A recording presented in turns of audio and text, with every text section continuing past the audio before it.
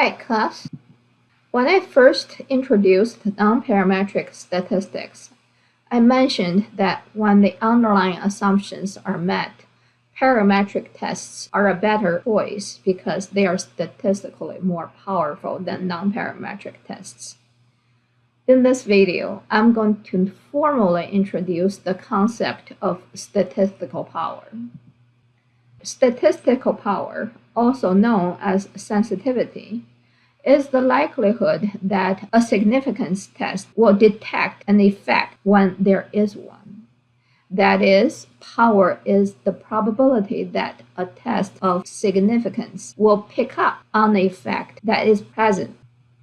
If you recall, statistical tests using sample data draw conclusions based on probability, and there is always the likelihood of making type 1 and type 2 errors.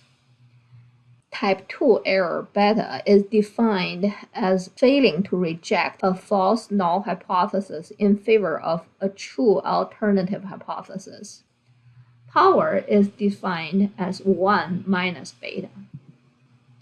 There are 4 factors that may affect the statistical power of a test. First is sample size.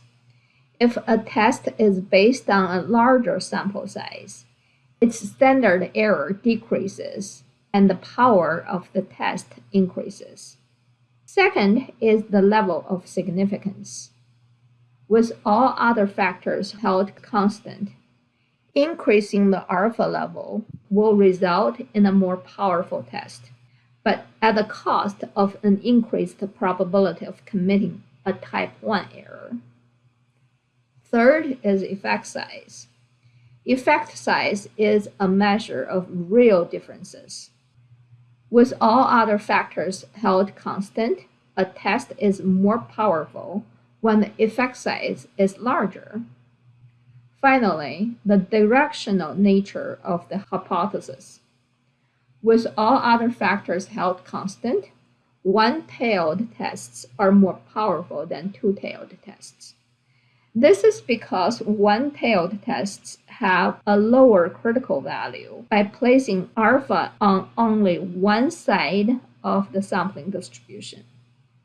Throughout the semester, I've been using examples of very large and very small samples to show you that alpha should not always be set at 0.05. Rather, you need to choose the alpha level carefully for a given test, paying attention to the sample size. Why is sample size important? Because the other 3 factors, including the directionality of hypothesis, the alpha level, and the expected effect size, are largely set for a given research objective.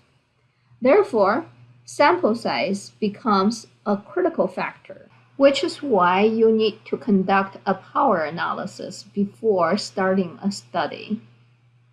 An acceptable level of power should be a priori consideration in conducting research.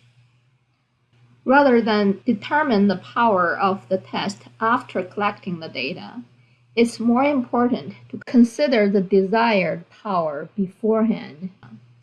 In other words, a power analysis should be conducted to estimate sample size before data collection.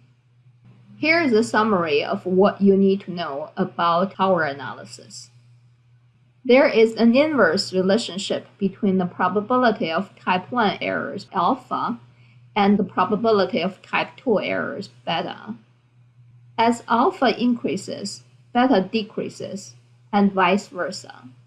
By choosing the level of significance, alpha is under the direct control of the researcher, whereas beta is not.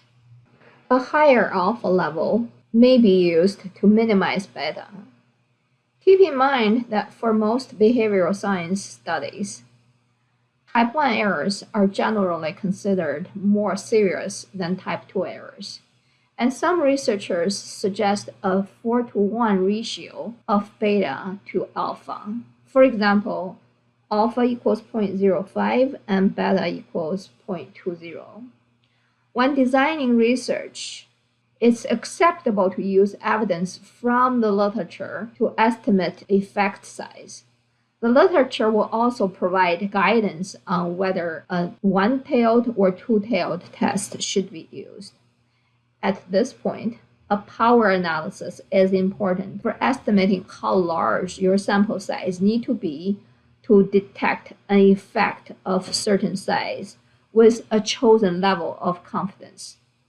Many of us use free software such as JPower to estimate sample sizes. The link is provided here. Consider the desired power beforehand